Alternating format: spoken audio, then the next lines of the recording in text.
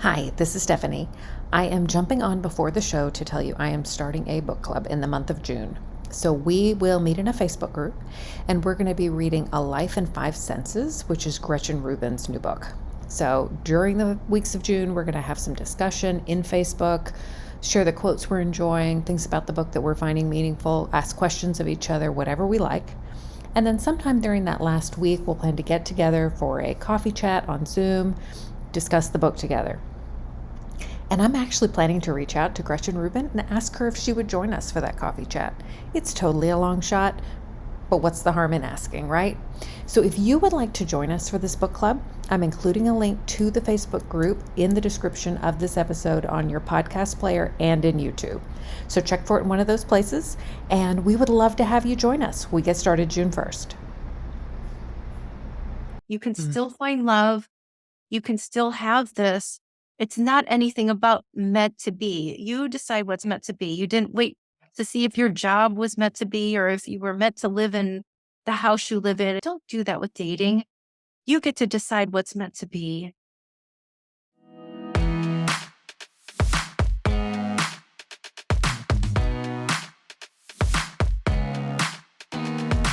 Welcome to Not Your Mama's Midlife Podcast with Stephanie Lee. On this show, we're going to talk about the experiences of high-achieving women and men across industries and lifestyles who are at about the midpoint in their career and are no longer satisfied to let life happen to them. Together, we're going to purposely create the second half of our lives by addressing burnout and overwork, by getting clarity on how we're creating the experiences of our lives, including how we're keeping ourselves stuck, by articulating what it is we want for the second half of our lives, and identifying a plan to achieve it.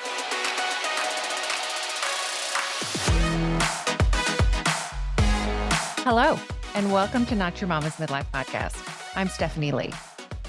Today is a special episode. I have a guest with me today, and I would like to introduce Renée Suzanne. Renée Suzanne helps women over 40 start dating better men immediately so that they can meet and marry the man of their dreams.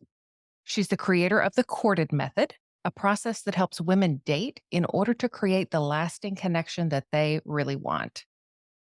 Renée's also the author of Beloved, How to Go from Relationship Challenged to Relationship Ready, and 10 Things to Do to Upgrade Your Love Life. When she's not helping women find true love, you can find her out ballroom dancing with her husband or walking her dogs on the trails near her home in Chicagoland. Welcome, Renée. So glad to have you on the show today. Thank you, Stephanie. I'm so excited to be here. Wonderful. This is such a pleasure.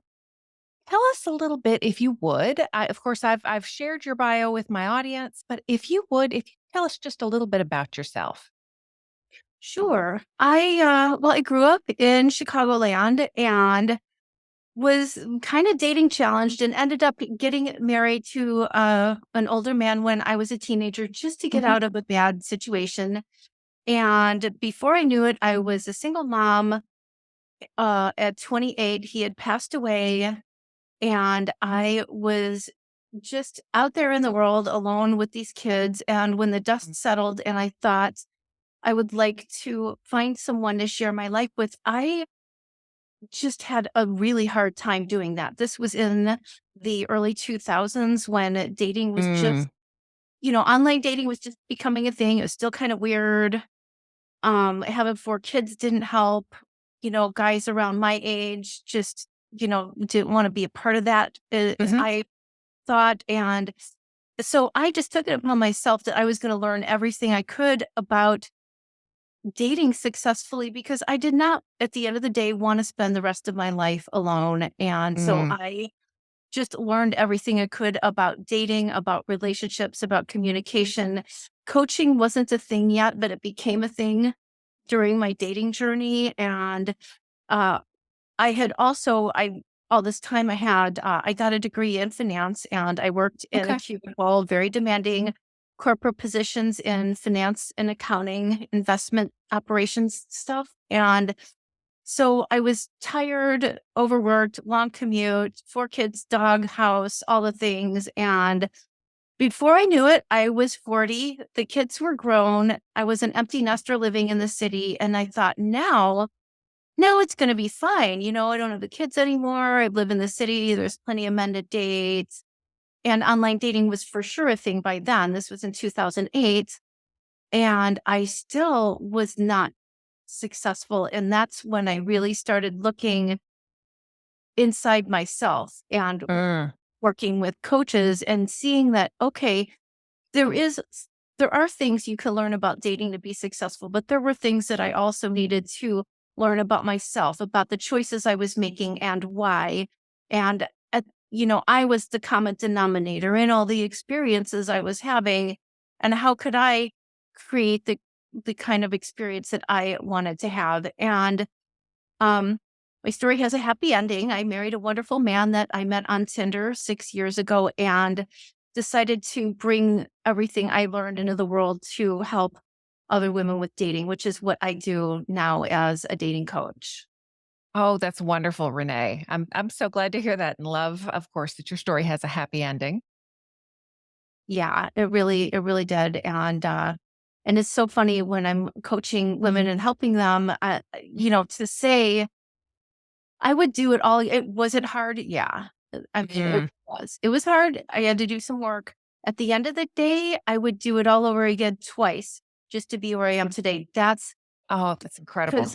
because he's wonderful. We have a great relationship. We have a wonderful marriage, and it was worth it. Tell me if you would, what was the turning point for you when you just decided, you know what, I'm going to do whatever it takes to make this happen for me? I had there were quite a few, but there was this little come to Jesus when like, I'm kind of I'm kind of dramatic. So I would be crying in my apartment after getting dumped for the 39th time and, like, I should quit. This is never going to work. I'm 40, whatever. Guys don't want women like me. I'm too old. I'm too damaged. I'm too. Yep. And then I was like, I couldn't give up. I Mm. could At the end of the day, I knew that I wanted this. I really wanted this. I wanted to get married.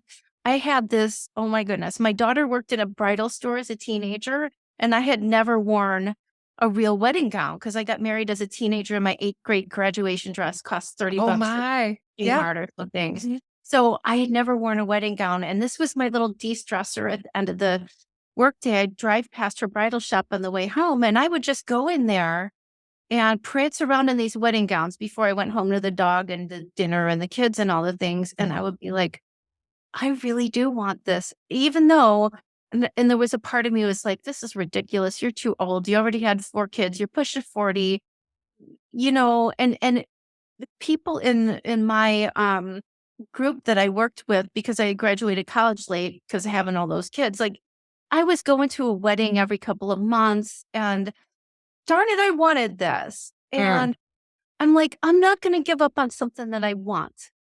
I want this.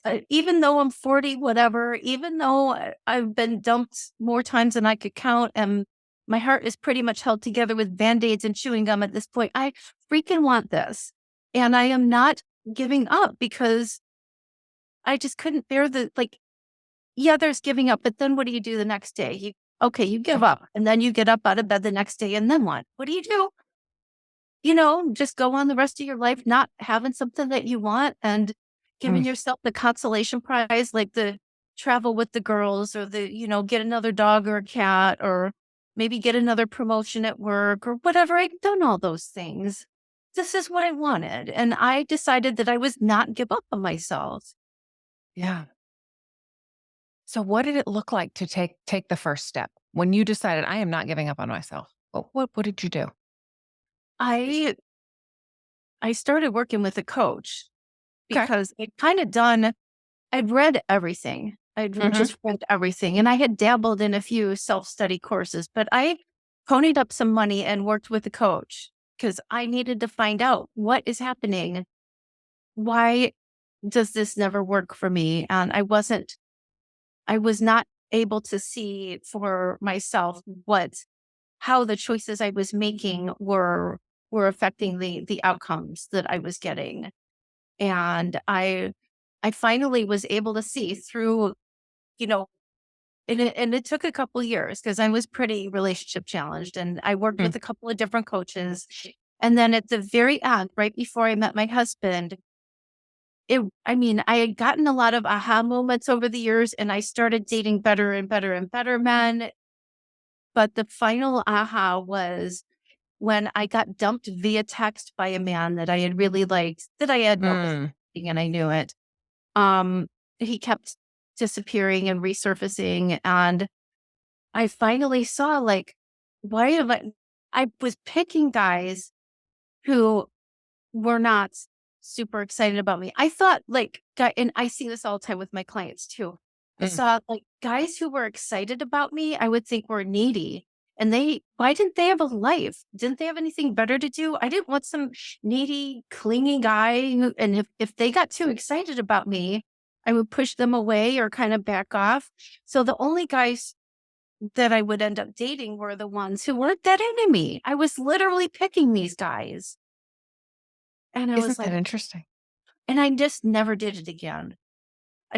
Those guys are like kryptonite to me now. Like, I see them coming a mile away. I'm like, oh yeah, there's another one of those. And I started to actually pick the guys who were good for me. And I wouldn't give my husband a second glance, a year or two before I met him because Hmm. he, I would have thought, oh, what is he doing? Why is he texting me all the time? He asked me to be his girlfriend and told me he loved me on our fourth date. That would have actually, it did. Mm. Full disclosure, it did kind of freak me out, Hmm. but I was able to go with it. Whereas, even just a couple months before then, I would have been like, what on earth? So just being open to the man who was available for the kind of relationship I wanted, like really seeing the disconnect between what I wanted to have and what I was literally creating in my choices of the men I dated. Mm. You can't make an omelet with, cornflakes and you know, uh, peanut butter sandwiches. You got to have eggs. I Yeah. was, I wasn't picking eggs. Yeah. So Renee, how did you go? So if we fast forward a little bit, you had this experience, you worked these things out for yourself and got yourself into a relationship that you love, you're married. How did you decide, you know what, this is actually something that I can help other women do? I saw how uncomplicated it really is at the end of the day. I was making it so much harder than it really had to be. It is so clear to me now how this can be achieved. And I think that most people just don't see it. I Mm. know I sure didn't. I thought it was this big complicated thing and the stars had to align and this rare crazy love thing had to happen like you see in all these chick flicks, like, oh, this you have to find this very special needle in a haystack person and you have to be extremely lucky and persevere for a really long time and then just maybe if it's meant to be, then God or the universe or whoever will grant you this Mhm. thing. And I came to realize that it is not something that happens to you. It is something that you create. That's beautiful. Not something that happens to you. It's something that you create. Exactly. Like anything else, but we tend to romanticize love, but it's really not all that different than getting a job, buying a house, having a child, being successful at anything. Mhm. Is there some luck? Yes, but not as much as you think. And the harder you work, the luckier you are. You do not need luck. The odds are eventually with you. It's not like you're trying to win the Olympics and there's only one gold medal every 4 years for the best of the best, and you've got essentially a 0% chance of doing this. There are plenty of people in this world who want someone to love. And if you show up Mhm. in the right way and do this, you will find someone. You know, it's so interesting that you should say that, Renee, because that's one of the things. Certainly, it's been part of my experience, what led me to coaching, and something that I hear from my clients as well is is this sense that life is happening to us. that somehow we were in charge 20 years ago when we went to college and decided what our career was going to be and found the first job. But now it's just happening. And it's so interesting that high achieving professional women somehow make that pivot where we feel like it's outside of us, it's outside of our control, and what a difference it makes to bring that control back within ourselves. Yes. Yes, there are always things that you can do. You always have choices. And even if you just move the needle a little bit every day, maybe Mr. Wonderful isn't hanging out in your inbox today. Mhm. Maybe you make some choices every single day that help bring him there, like writing a good profile, like getting good pictures taken, like responding to messages from men who have qualities that actually have something to do with Mm. having a good relationship, not just the guys with the cute pictures that are dating 7 other women. Those are little micro choices that you can make consistently to help yourself have love instead of waiting for it to just happen.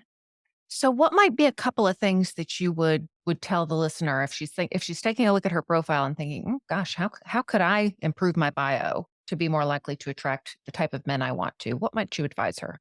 I have an amazing free gift to help you write a That's great profile. perfect. And Okay. writing a profile is important. People think that men don't read the profiles. The kind of man you want to date will read your profile. Mm. And you do need good pictures. I'm not going to lie. Please don't just grab a couple of selfies off your phone and write, you know, something that sounds like everybody else's, like a list of must-haves and countries you've traveled to and foods you like and bands you like, and don't message me if you're a loser. That's Mhm. everybody does that. People just scroll right by that stuff. Don't write a profile that puts a man to sleep. Make sure you got a nice picture that looks good, and then he'll click on it and read your profile. But it's that you're just a little thumbnail and a bio. He doesn't know how wonderful you are unless you have an amazing profile. So that is the first thing I would because Mm. there is a lot of meat in this free gift I offer. There is a guide to help you write this profile, and I help all my clients, of course, write their own profiles because I don't write them. I want it to sound like you, and when you do it Mhm. my way, you will. I used to just write profiles for my clients, but then they sound not like you. Not in their voice. Exactly. Okay. Exactly. Yeah, Well, do them. we will include a link to your free gift in the show notes for this episode, of course, and the description on any of the podcast players. So y'all be sure to grab that when you hear this, certainly. But that sounds awesome, and those are some actionable tips already that you've given to our listeners. So tell me a little bit, because I think one of the perhaps first challenges right out of the gate for the woman in her 40s or 50s who's deciding, either she's lost a spouse, or perhaps she's just refocusing on this effort now in these years. What does dating look like as compared to perhaps when some of us might have dated, 20, 25 years ago? What is the field? Because we see so much now online about, you know, hookup culture and everything else that's going on. Are there people who are looking for, you said your husband called you his girlfriend. Are there men out there who are looking for a girlfriend and a So serious many. relationship? So many, so many. Okay, so here are the differences.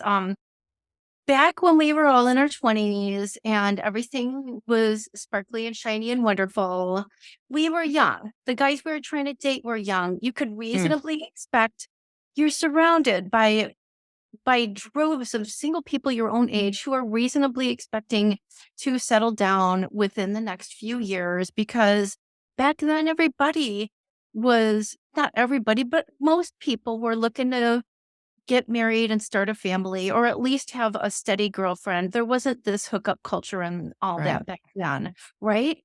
So, and of course, we were in our 20s. The world was our oyster. We didn't have, you know, teenage children, aging parents, Mm. big responsible jobs and all of that. So our lives have changed, our bodies have changed, the dating world has changed, and that that doesn't mean that you cannot be successful. It means that you need to have a plan, and you need to be a lot more proactive than you used to be. You can't just go to a party and stand there and wait for some guy to come along and ask for your number. And, then he's your boyfriend in, a couple of weeks. And then he magically produces an engagement ring and wants the same things as you. And you didn't have to do anything except put on some lip gloss and be nice to him. That's not the world we live in anymore, if it ever was.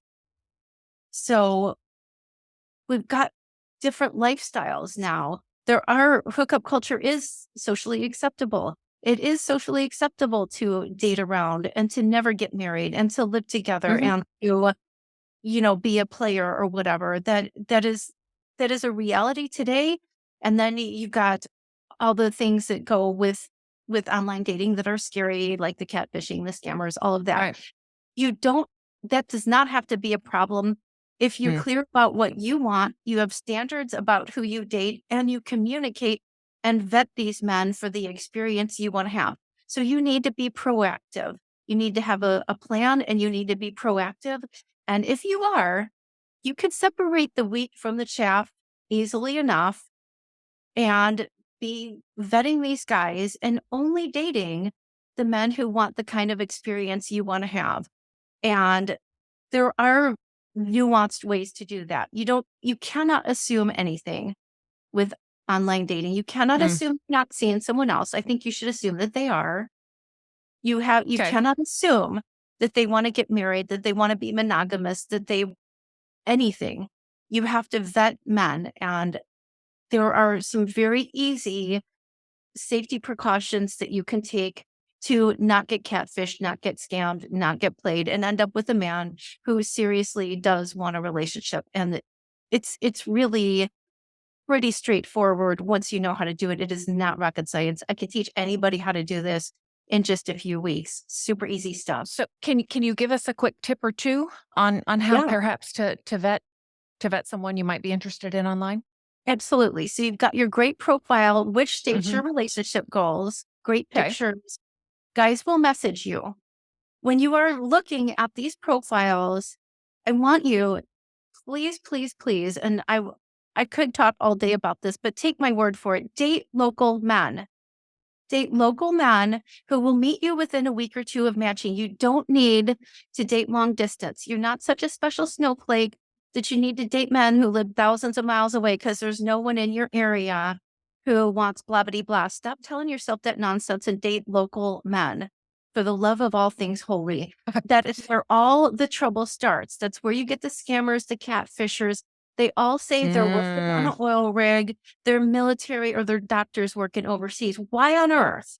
I know I get all bossy, but why on earth would you ever date someone like that if you wanted a relationship anytime soon and you're in your 40s or 50s or beyond? You ain't got time to waste on nonsense like that. Please date local men. Meet them within a week or two of matching, and make sure that's interesting. People. Yeah. So meet them within a week or two. Tell me a little bit about that. Because I know some of the women I have talked to, you want to spend a little time going back and forth and kind of getting a feel for the guy that they're talking to. Time. No, waste of time. Couple of messages and then get him on the phone. You will find out more in 5 minutes on the phone with him than you will in 5 weeks of, how was your day? Oh, that was fine. I ate a peanut butter sandwich. What are you wearing? That's when that nonsense starts. No, couple of messages. Hey, I would like to, it's been so nice connecting with you on Match.com. I'd love to hear your voice and get to know you better. I'd love to, know more about you. Would you be open to a chat? Here's my number. You're not comfortable with that? Get a burner phone or a Google Voice, but please talk to him on the phone. Here's what that does. Married guys usually won't call you on the phone with their wife sitting next to him eating a bag of Cheetos watching a rerun of Game of Thrones, right? Right. But dude who's dating 7 different women and is up to no good, he'll text you, he'll ping you. Well, his wife is sitting right there. Okay. He probably won't call you on the phone and schedule a real date with you. So you want to get to that phone conversation and get on a real date. So that's a filter, basically. It is a filter. Yeah. And okay. don't even waste your time. Why do you need to message this guy for for 5 weeks to find out if he has a pet iguana and what his favorite cartoon character was in junior high. No, there's nothing. Just get him on the phone. You'll find out way more that way. And you'll find out if he's willing to call you and invest his time in you and can talk to you at a reasonable time of day. Mm. Guy who won't call you, something's going on. He's dating too many other people. He's married. He's shady. He's whatever. If he won't call you, he's not your boyfriend. So what about, I'm thinking about obviously today, do people hop on FaceTime for phone calls, or are they just actually, having an old school phone call? You can have an old school phone call or hop on FaceTime for sure. Either Okay. of those is a viable option. You can Zoom, you can whatever. But I do advise that before going on a date because you don't want to be running all over town meeting random people that you've just been texting Sure.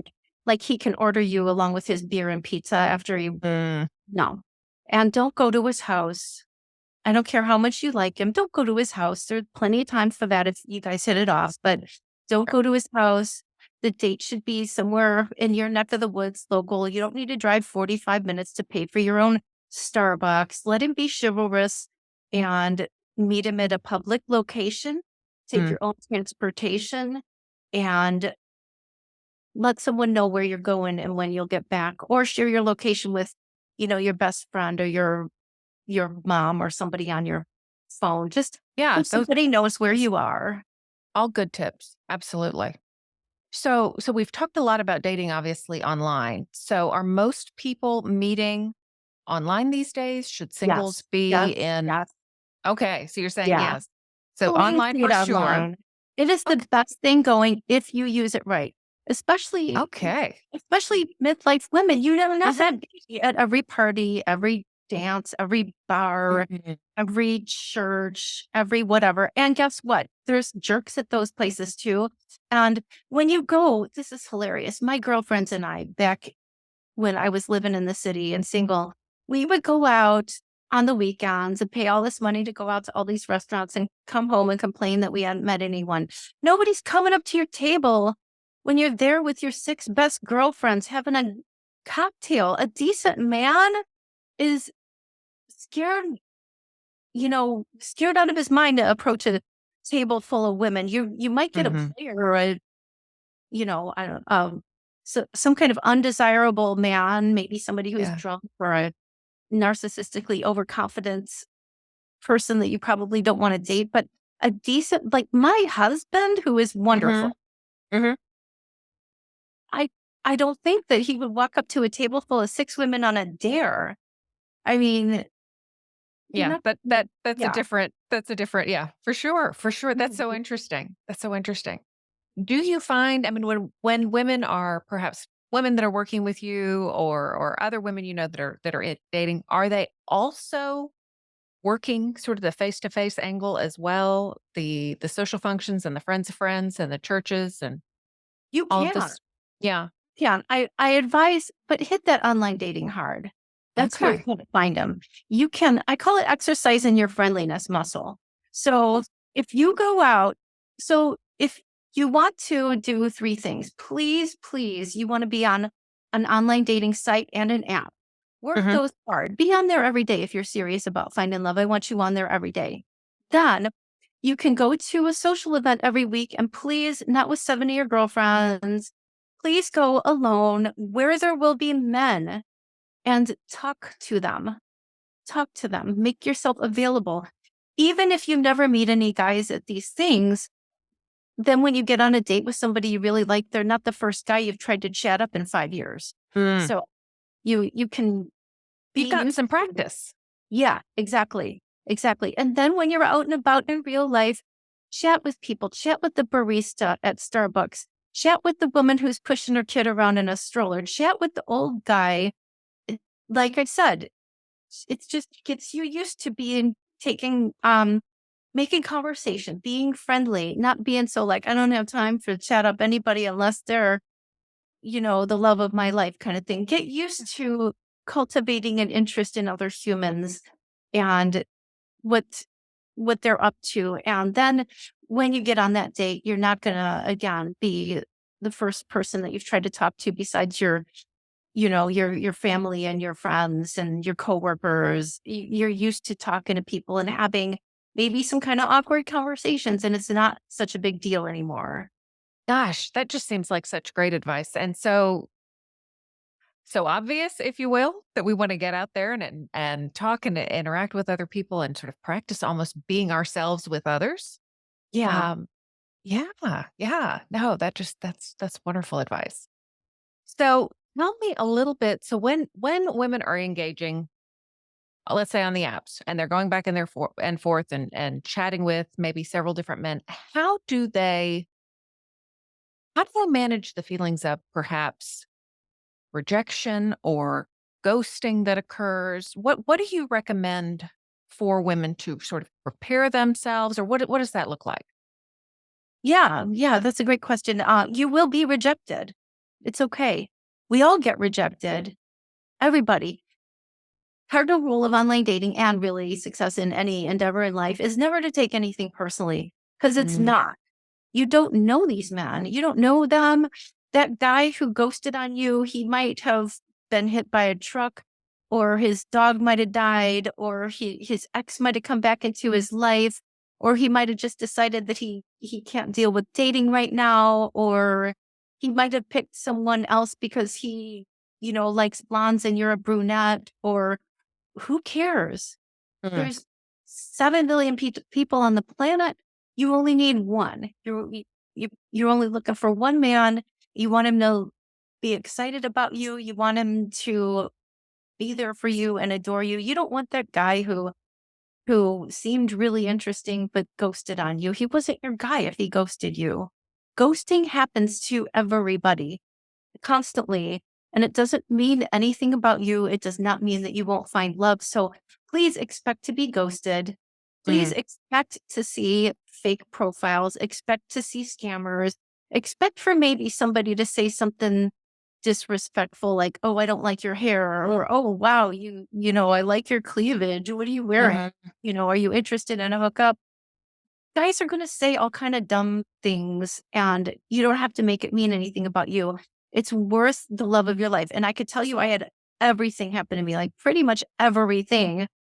And now I'm married to the love of my life and I really don't care. I don't care. I'm Yes. not sitting around crying. Well, I've been married for 6 years, but this one guy told me that would I meet him at a hotel and la la la. Like, okay, that happened. You don't Doesn't care. matter anymore. Yeah, you won't care about the guy who dumped you. You won't care about the guys who broke your heart. You won't care about any of that once you find your wonderful guy and you are walking down the aisle to marry him or moving in with him if that's your jam. And you Mhm. know he's your forever guy. And every morning you wake up, you're going to see his face and eat dinner with him. And he's going to give you a hug when you get home from work and ask how your day was. You're not going to care that you got ghosted. Yeah. So how do women deal with that in the moment when they're looking at their phone and they're waiting for that next text, or they're wondering why he hasn't called? What do you suggest? Borrow a line from the rules back in the day. Next. Oh, the rules. Yes. Next. Next. Yeah. Next. That one wasn't my guy. Next. Yeah. Yeah. On to Because the next one. it's not about you. I want you to picture your guy out there right now. If you've just been ghosted, if you just got your heart broken, if you're wondering if he's out there at all, and are you really going to go back on Match or Tinder or Bumble or whatever, I want you to picture your guy out there right now. Just like my husband. My husband is a wonderful man. He's successful. He's got a master's degree in engineering. He's a wonderful Mm. human. Best human being I ever met in my entire life. He told me he would message 50 to 100 women for every response he got back. Okay. I want you to pick a Wow. wonderful man like him. Uh, Nothing wrong with him. He's a great guy. He's out there right now, scrolling through his phone, wondering where you are. I want you to picture him and show up so that you can meet him. Those numbers are just astounding. So he would message, you said 50 to 100 people for every response he got back. Yep. And I'm glad he That's kept going. amazing. Yeah. I'm so glad he kept going. Yeah. Oh, that's awesome. That's awesome. So who is we talk about the work that you do, Renee. So who is your ideal client? What type of what prepares a woman, or where should she be to seek out help from you in her journey towards finding the love of her life? Yeah, she is ready to find her guy and she is willing to do the things. Mm, She is willing to put some work into it. She is willing to try some new things or try some things that she's done before in a new way and look at her mindset. Look at, hey, is my way of being in the world consistent with what I say I want to experience? Is she willing to look at the choices she's making and consider making new ones? Is mm. she willing to help herself get the results she wants? It, my work is not for people who are waiting for something to happen to them. Okay. So anything else that you would say you would like the listener to know if they are a woman in 40s and 50s looking for the love of their life and just wondering if it's going to happen for them? What else is it that you would like them to know that we haven't talked about perhaps today? There are wonderful men out there who want to date you. They want to get married. They want to share their lives with you, not a 20 something. They want a woman like you, a good woman who has experienced life and is ready to settle down and share something meaningful with them. And they're really hoping that you are going to show up today and so that they can find you, so that you can be maybe one of the 50 to 100 that says, yeah, hey, let's talk on the phone. Yeah, let's meet up. I would love to meet you and let's see what we could do about this. And spoiler alert, he's not the fanciest, shiniest. I call it the 3 6s, 6 feet tall, makes six figures and has six packs abs. He's not going to probably give you butterflies like when you were 20, but you know what? He will call you when he says he will. He will show up when he says he will. He will be excited about you. He will want you to take down your profile. He will want to be your boyfriend. He will want to marry you. And maybe his pictures aren't so great. Maybe he has a really boring Tinder profile. And maybe you're just looking past guys like this all the darn time and saying, oh, it's slim pickings. I hear that all the time. It's slim pickings. You don't need Mm, 100 guys blowing up your inbox that all look like they stepped off a GQ. You know, they might look like your dad or your grandpa. Guess what? You look like your mom or your grandma when you were 20. So yeah. please, please understand that it doesn't look like it does when you were 20, and that is okay. You can Mm. still find love. You can still have this. It's not anything about meant to be. You decide what's meant to be. You didn't wait to see if your job was meant to be or if you were meant to live in the house you live in and you were just going to go and live under a bridge till your house that was meant to be showed up. Don't do that with dating. You get to decide what's meant to be. I love that, Renee. I love that, Renee. I really appreciate in all that you have said how much you put women in the driver's seat of this part of their lives too. This is Yeah. not something to take a back seat on. This is absolutely something to that you control. That you're empowered to create the results that you want in your own life. And I just think that's so exciting. And I love the sense of possibility, and that there are people out there. We hear, and the listeners know I'm married and have been for a long time at this point, but there's so much in the media about how there's no good men out there, or how dating is so hard. And so I so appreciate um how positive you are about people in general, and the ability to get out there and find meaningful, lasting relationships. That's awesome. Thank you. Yeah. It's Absolutely. true. There really are people out there who want to connect and he's looking for you. Awesome. So Renee, if some of my listeners would like to reach out to you and learn a little bit more about what it is that you do, how can they best access you? Sure. Go to reneesuzannecoaching.com and sign up for my free gift to help you write that amazing profile. And then you'll be on my list. You'll learn all about how you can work with me if you want to take that next step, but you will at least have a really great resource to help you write an amazing profile and get yourself out there. Okay. And now you have a podcast as well, Renee, correct? I do. It's called Find Love After 40 with Renée Suzanne. All right. Awesome. I know they'll be subscribing to that as well. It has been such a pleasure, Renee, to have you on the show. I appreciate you joining me on Not Your Mama's Midlife podcast. Thank you. Thank you so much, Stephanie. It was so much fun. And a big thanks to Renee for that wonderful interview. As I think about what we talked about, I was struck by a couple of things. And one was just simply how accessible this is when Renee talks about it in terms of finding someone.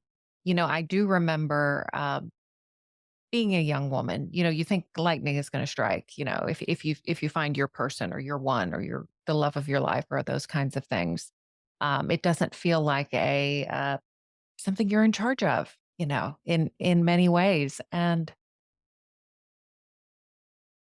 to be at this stage of life and knowing my friends and the women that are in my life that are looking for love, that are looking for a long-term relationship, that have fulfilling lives, but also want that piece of themselves to flourish in that particular way. That's what they want. I want the hope for them that Renee brings to this conversation. So I was just delighted by the opportunity to interview her and to bring this content to you all. And I hope you will check out the things that she has to offer, especially that tip on creating your online profile. That sounds amazing. So thanks again to her for joining us today. And thank you for joining me for this week's episode of Not Your Mama's Midlife Podcast. I will be back here next week with another episode, and I will hope you will join me on your favorite podcast player or YouTube. And if you enjoyed this episode, please don't hesitate to leave a review on Apple Podcasts. That does help others find the show. And if you have questions for me, please don't hesitate to reach out. You can DM me on Facebook or Instagram. I'd love to chat with you and hear a little bit more about what you're thinking. Thanks again. It's been great chatting with you, and I can't wait to see you next week. Bye-bye.